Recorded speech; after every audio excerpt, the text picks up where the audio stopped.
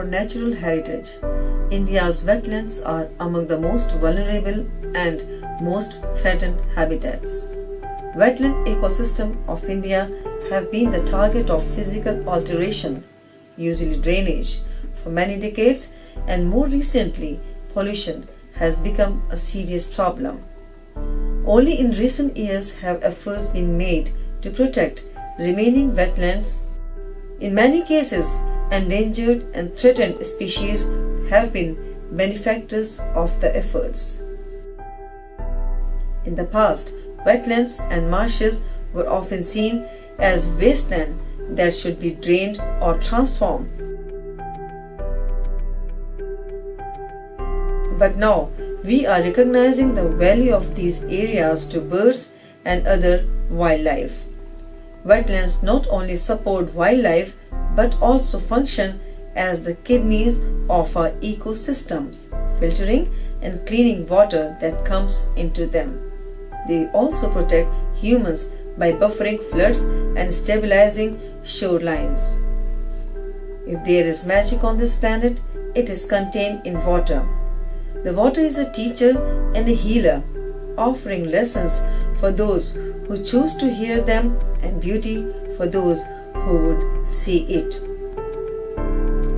When land and water converge at horizon, paradise is regained, but when water evaporates and earth becomes parched, paradise is lost.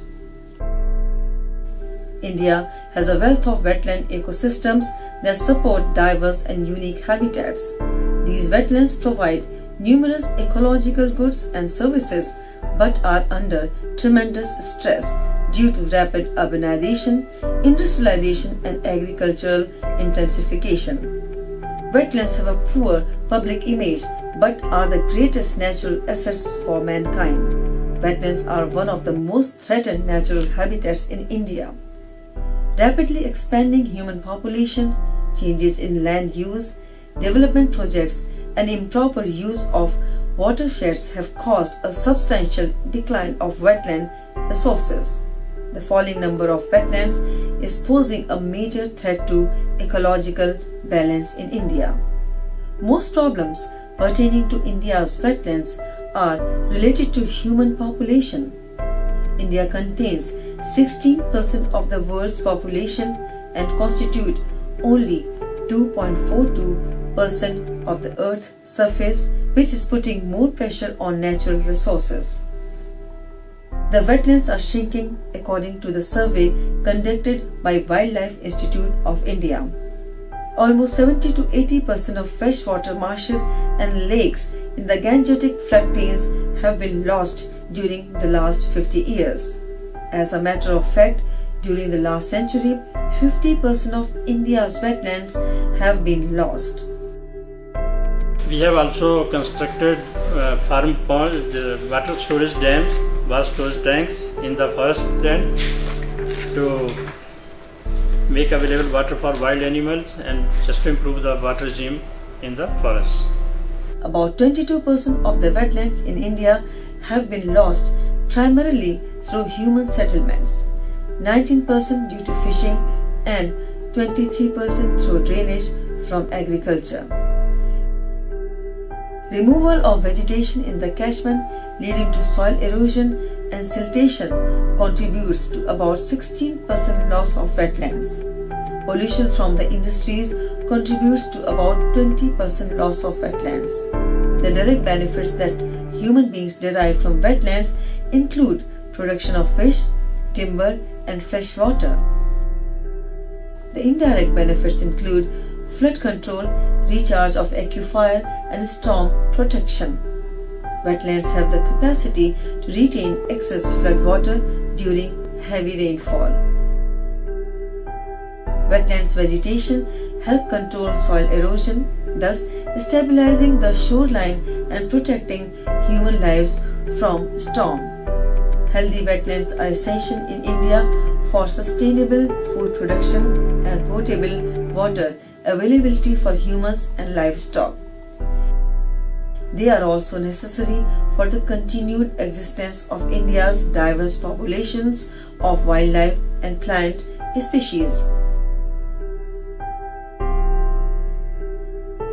large number of endemic species are wetland dependent. The wetland loss in India can be divided into two broad groups, namely acute and chronic losses. The filling up of wet areas with soil constitutes acute loss, whereas the gradual elimination of forest cover with subsequent erosion and sedimentation of the wetlands over many decades is termed as chronic loss.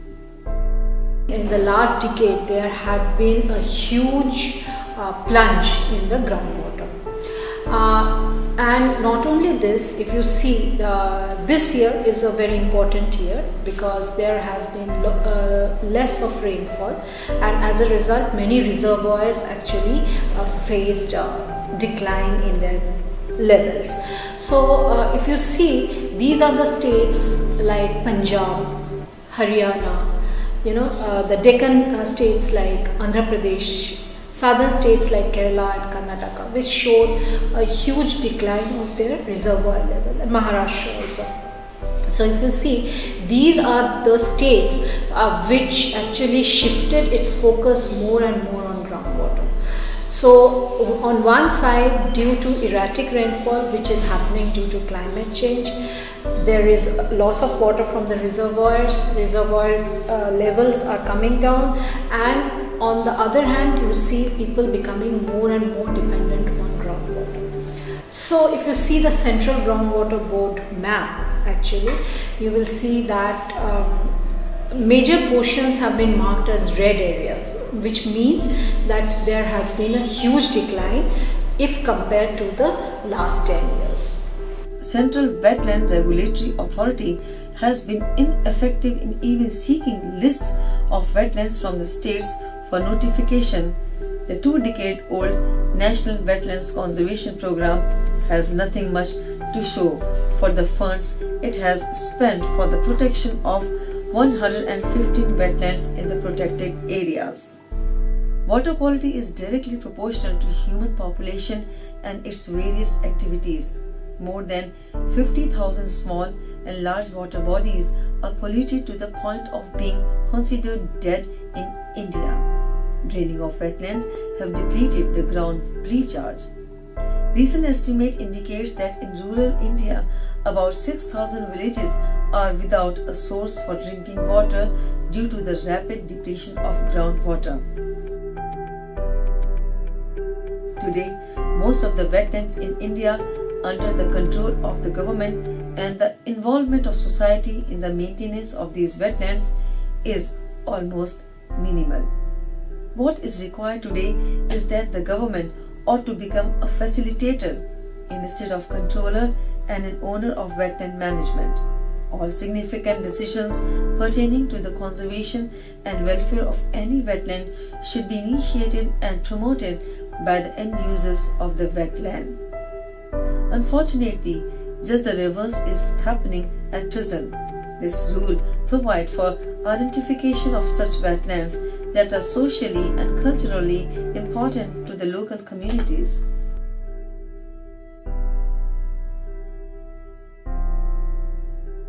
The wetlands should also be identified on the basis of their ecological importance to the local communities.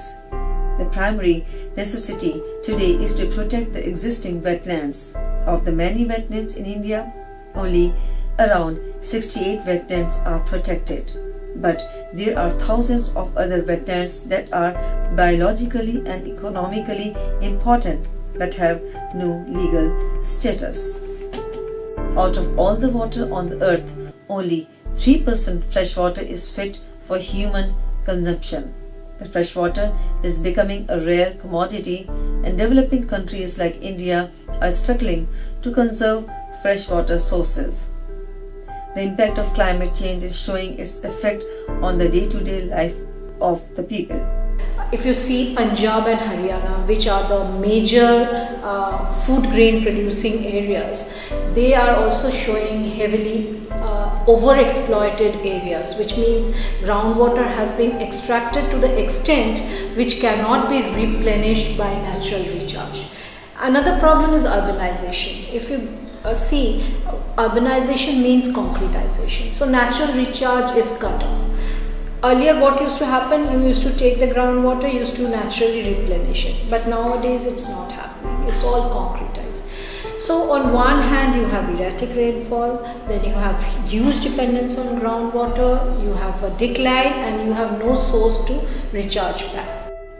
The drought-like situation in many parts of India has forced mass migration, putting extra burden on the society and the government agencies.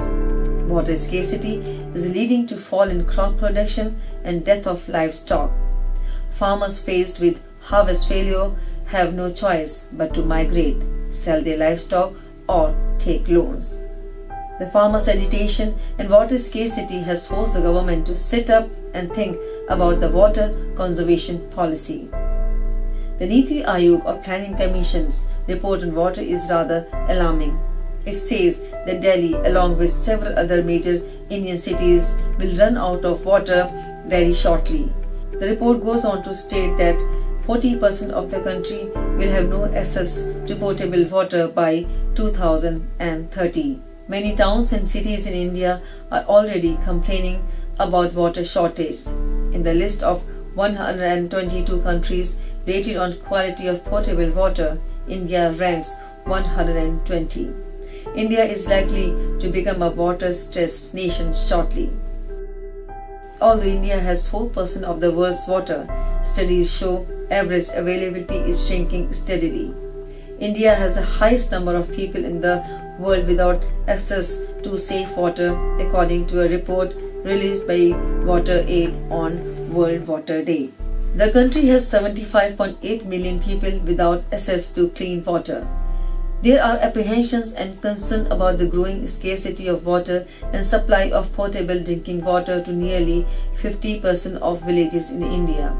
The women and children have to spend 3 to 4 hours in fetching water from far-off places for performing daily household chores. Despite India's multiple water reserves, snow-fed glaciers, rivers, lakes in the Himalayas, Uttarakhand, Himachal Pradesh, Jammu and Kashmir face acute water scarcity as tributaries, rivers and rivulets have either dried up or have shrunk in water capacity. Check dams have no water or very little of it. This water scarcity is affecting water supply to municipalities and creating panic among the communities. Unplanned urbanization and spiraling population have resulted in severe water crisis in India.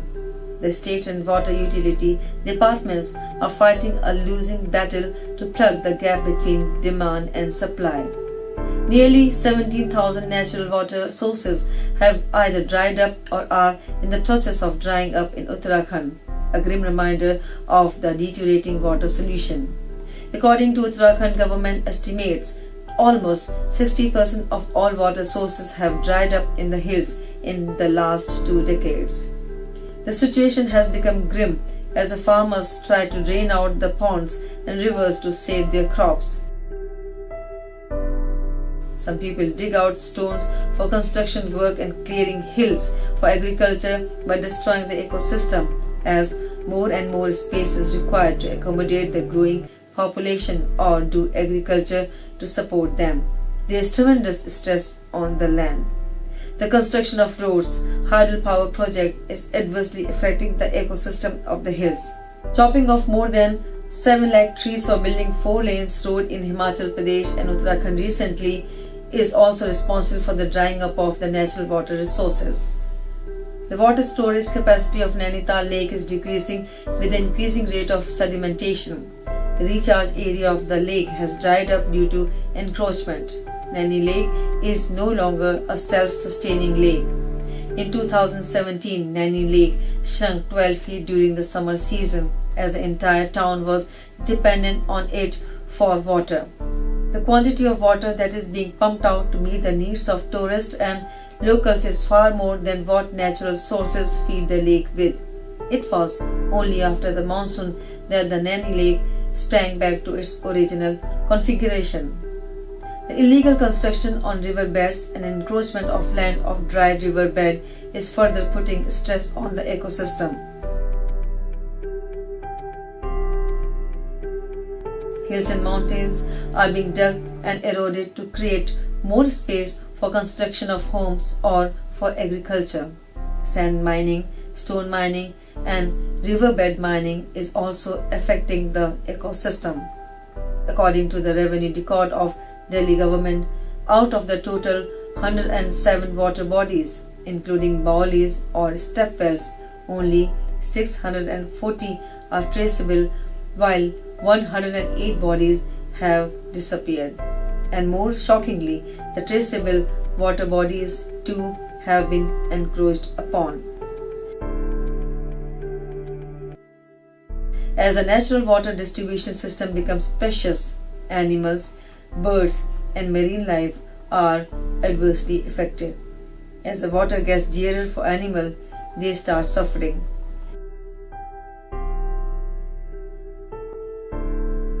In search of water, they start migrating towards water sources, leading to conflict with local people. Fresh water is used and reused for human consumption, but it is getting polluted in the process. Water pollution has been extensively documented as a contributor to health problems in human beings. In India alone, about 140,000 children die from diarrheal diseases each year after using dirty water, according to UNICEF report. Poor people have no choice but to use polluted water for their daily chores. The coin divers spend 4 to 5 hours every day in polluted water to earn their livelihood. Most of them suffer from cancer or respiratory infections. Many water bodies near urban areas are highly polluted due to dumping of garbage and hazardous chemicals. The quality of water has deteriorated in some regions, creating catastrophic health hazards in Malwa region of Punjab. The level of uranium in the groundwater is 50% over the World Health Organization's norm, due to which residents suffer from cancer and numerous health problems caused by toxic water. Excessive use of chemical fertilizers and pesticides has turned Malwa into cancer capital of India. In Punjab alone, at least 18 people die every day due to cancer. Water occupies a unique position in the cultural ethos of India. Water is considered holy as it purifies human beings of all sins. The Ganga and the Yamuna are considered to be India's holiest rivers, but the water downstream is highly polluted and in most of the places unfit for human consumption. Yet over 500 million people living along the banks of these rivers still rely on its natural systems for their livelihood. The believers still have faith in the healing power of these rivers, but many of them are hesitant to plunge into the filthy sludge of river. Water has always been considered as a nectar of life. Let's take pledge to preserve and conserve this nectar of life. If we turn a blind eye to the problem, then this nectar of life will turn into poison of life. Let us all save water for our future generations and save our ecosystem.